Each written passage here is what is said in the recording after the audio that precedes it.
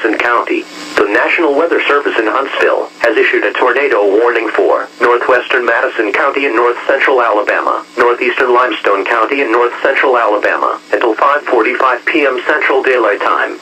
At 5:13 p.m. Central Daylight Time, Doppler radar and storm spotters were tracking a large and extremely dangerous tornado near Athens. Doppler radar showed this tornado moving east-northeast at 50 miles per hour. This is a tornado emergency for East Limestone and Northwest Madison County. This includes Athens, Bethel, Harvest, and Tony. Take cover now.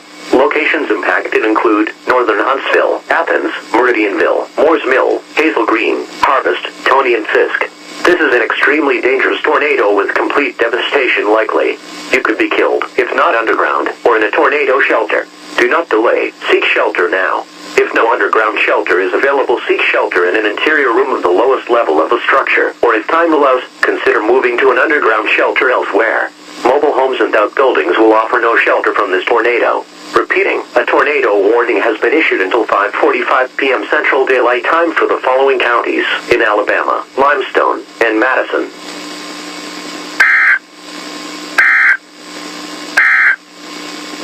Flash flood watch.